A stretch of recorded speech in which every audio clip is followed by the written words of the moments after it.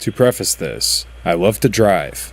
I'll sometimes take hours-long drives with no destination in mind. Just me, my music, and the road ahead of me.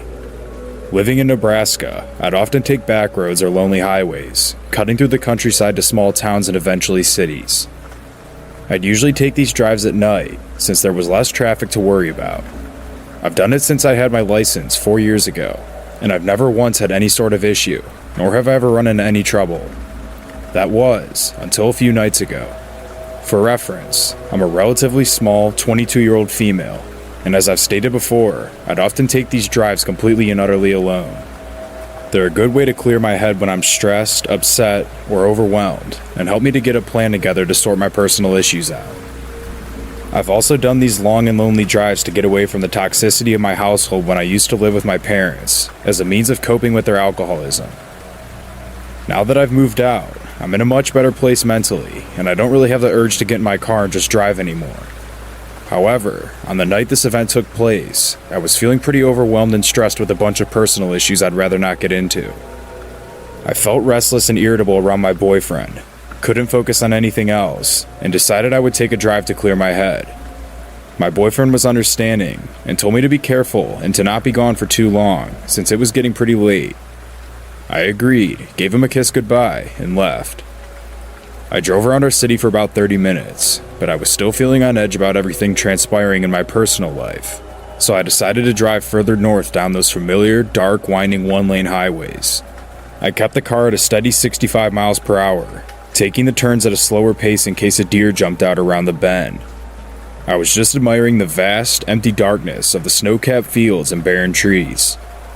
It was honestly a little bit creepy being all alone with no cars in sight and seemingly the middle of nowhere. The few houses miles back from the road were lightless, and the dead cornfields withered away and were covered in snow. It was like something out of a horror movie, and I half expected to see a ghost pop up in my rearview mirror, or see someone clamber out from the patches of trees dotting the horizon. The only light came from my headlights, and even then, I strained to see through the inky darkness of the night. By now, it was just after 11, and I told myself that once I made the familiar roundabout that would either take you to a small town or back up towards the city, I would head back to the city and just go home. The roundabout was still maybe 15 to 20 minutes away, but other than my imagination picturing the worst, I wasn't really all that concerned. I mean, I was by myself. I didn't have any other motorists to worry about. As I was rounding another bend, I noticed a vehicle with its hazards flashing, maybe a quarter of a mile away from me. It was some sort of sedan. It was dark colored and was angled to where only part of it was on the shoulder, while the rest was jutted out onto the road, like they had to pull over in a hurry, but didn't quite manage to do that. The driver's side door was flung wide open, and as I slowed my vehicle down and angled it towards the opposite side of the road to pass, I could make out what looked like blood on the inside of the open door. I didn't see anyone on the road or in the car, and I was the only motorist in sight. Cell phone reception is spotty at best in this part of the area, but more often than not, you couldn't get reception no matter how hard you prayed, which was definitely the case when I took a glance at my phone to see I had no service. So, a lone female on the road, at night, pulling up near a vacant vehicle that looks like someone had been attacked on the inside, with no cell service, was frightening at the least.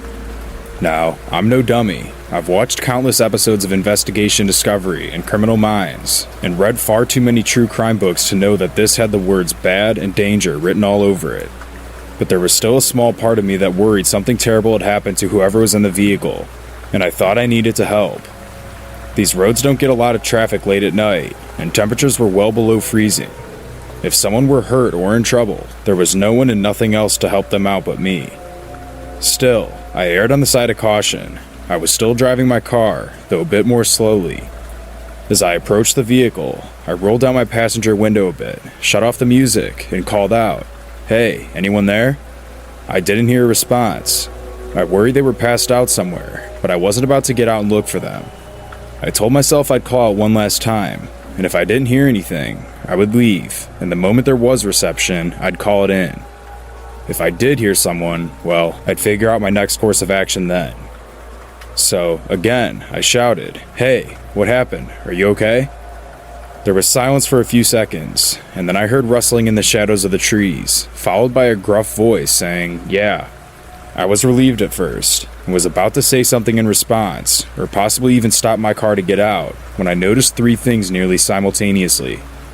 As I inched my way past the front of the sedan, I noticed there was no damage to the hood or anywhere else on the vehicle, which I found to be strange, considering the blood on the inside of the door. In my rearview mirror, I caught a glance of someone coming out from behind the sedan, and they were making their way towards my car, fast. The person did not have any blood on them or appeared injured in any way. They were wearing a mask, not like a face mask for COVID or a ski mask or anything normal, but one of those masks you would see in the Purge movies, and they were holding something in their hand. I don't know what it was. I couldn't get a look, but from its length and shape, my guess was maybe a crowbar or something. I don't need to tell you that I slammed on the gas the moment I noticed those things, and drove like a bat straight out of hell.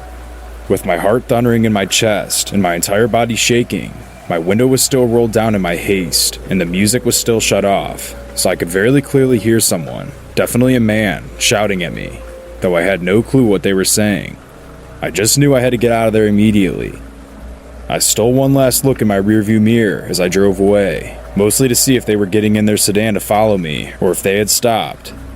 The man with the weapon was still standing in the middle of the road watching me, and right before I looked away from the mirror, I saw a second man emerge from the trees that had been rustling around earlier, also wearing one of those creepy masks, and had no trace of blood on him.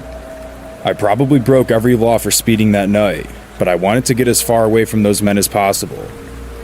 As soon as I made it to the roundabout, I turned towards town and parked in the Walmart parking lot.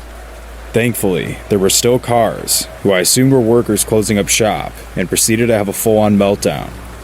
When I could pull myself together, I called one of my friends who was a police officer to tell him what happened and ask what I should do.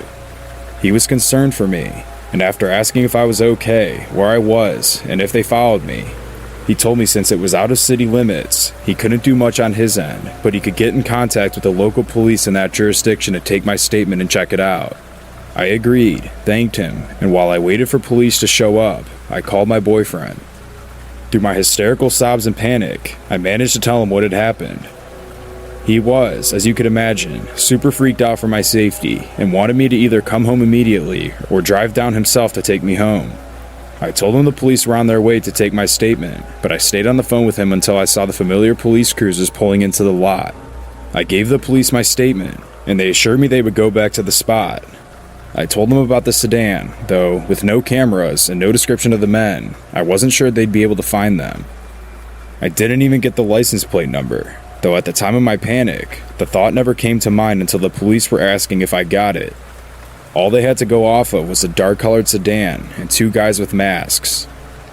After I gave my statement, I went home and stayed curled up close to my boyfriend the whole night, listening to every sound the house made, in fear it would be those guys arriving any minute to finish whatever it was they started.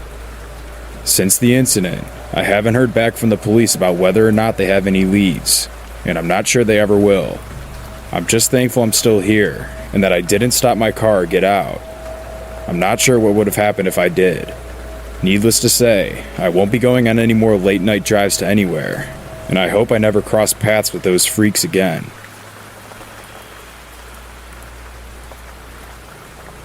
I hung out with my girlfriend for the day at her house. I ended up leaving work around 10 or 11 p.m., so it was quite dark out. Before I drove off, my girlfriend hung out with me in my car for a few minutes. For context, I drive a Dodge Challenger, but the electronic locking system was broken, so I would always have to manually lock it. When my girlfriend stepped out of my car, she did not lock the door. I drove off, and instead of taking the back road home like I usually did, I decided to take the main road. Since it was late, there weren't many cars out. However, there was a lady standing next to a bus stop. She was pacing around in a circle, and I got the sense that she was anxious or nervous about something. When she saw my car, she flagged me down. I pulled over and reached over to roll down the window. That's when I noticed the door wasn't locked, and before I could do anything, the lady opened up the passenger door and took a seat. I was surprised by this, but didn't feel like this lady was a threat. She had blonde hair and was probably in her late 30s or early 40s. I asked her if she was okay or if she needed help.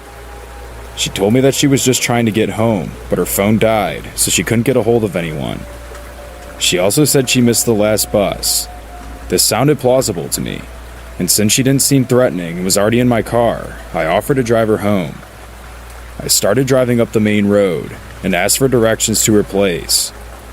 We drove for maybe 2 minutes when she told me to turn into a residential neighborhood. As we were driving through it, she started talking to me nonstop. "Thank you so much for stopping. Not everyone is as nice as you. Your car is super awesome too." I replied with a weak, yeah, thanks.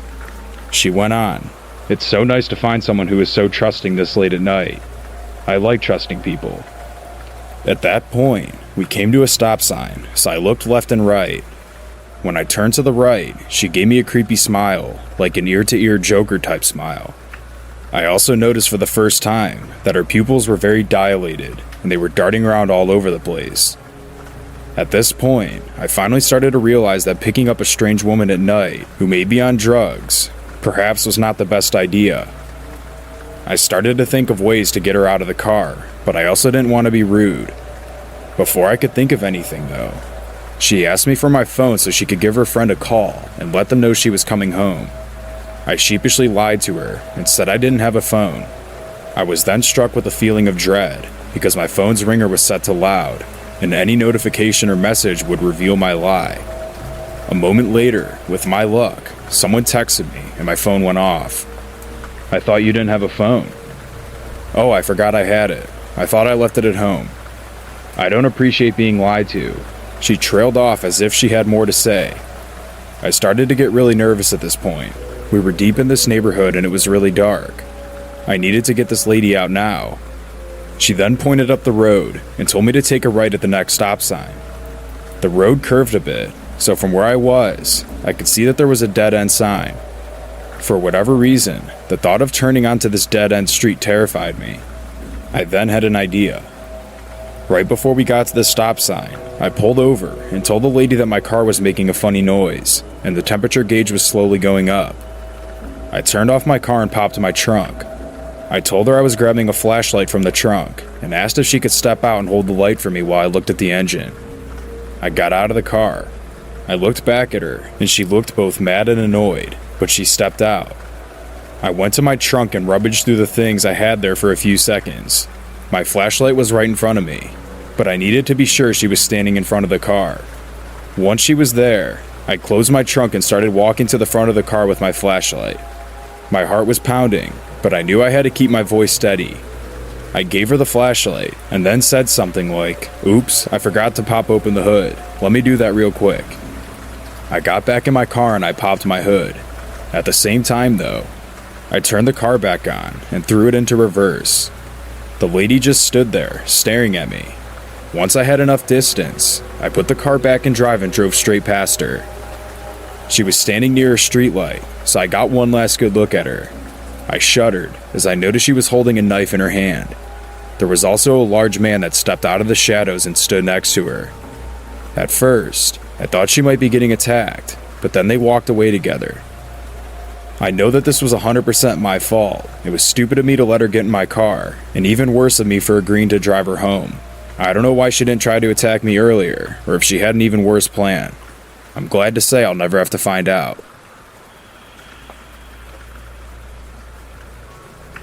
This happened 2 years ago when I was a freshman in college and had just started dating my boyfriend. He lived a few towns away from me at the time, and I was taking some of the back roads towards the parkway to get home. I had fallen asleep at his house while watching a movie, so it was about 3 a.m. and I was exhausted. I knew the way to the parkway well enough, but I was still not that familiar with that particular part of town. As you get closer to the parkway, you have to actually cut through a park to get to the entrance ramp. That being said, there were very few lights, and the nearest house wasn't far, but it was totally out of sight. I pulled onto the short road and saw a golden sedan stopped in the middle of the road. It was actually stopped in a way that it didn't matter which way you were traveling, it was going to be a squeeze to get around them. Just for a little background, I'm very small, and at the time, I might have weighed 100 pounds, and I only stand at 5 feet tall. I slowed my car down, and I tried to see if I could see headlights coming from the other direction so I could pull around. But before I could even move, a tall man ran around from the front of this stopped car and started waving his arms at me to get my attention. As I mentioned, I'm small, young, alone, and it's 3 a.m. There was no way I was going to stop for this guy. He didn't look worried. He didn't even look that scary, but an alarm went off in my head that something wasn't right. I tried to inch up so that I could pass him, but he stood right in front of my car and was not going to let me pass. I quickly locked my car doors and stopped. He started trying to talk to me and was now making his way over to my window. My hearing isn't very good, but he was so close to me that I could read his lips. He was asking me for help and wanted my cell phone to call someone. I said, "No, sorry." He had his hand on my window and looked at me, saying, "Please." I said no again and didn't care if I ran his foot over at this point. I was starting to get scared. I was able to just barely pass, but had to do so in the oncoming traffic lane. I looked in my mirror and saw he was just standing in the middle of the road, staring at me. I could see the anger on his face in my brake lights. I pulled back into the right lane, and as I did, my headlights caught 3 men climbing out of the bushes. They were all dressed in the same black t-shirt and jeans, and they were all glaring at me. I could almost feel the anger radiating off of them. I gunned it and flew up the road onto the parkway. I could feel my whole body shaking. My mind was racing. What just happened? I pulled out my phone and called the police. They had to transfer me a few times because no one could figure out if I should be talking to the county police or highway patrol. It was basically at the parkway entrance and no one wanted to deal with me. When I was finally able to tell someone what had happened, they sent a car over to check it out. I had asked the officer to call me back and let me know if they found them, since I drove over there a lot. He later told me that by the time they got there, the men, along with the car, were gone. But not even 5 minutes after they spoke to me, another woman called in who had the same story as me in that same location. I was advised not to drive over by the park at night anymore. I had no idea that it was not safe at the time, and have never taken that exit at night since.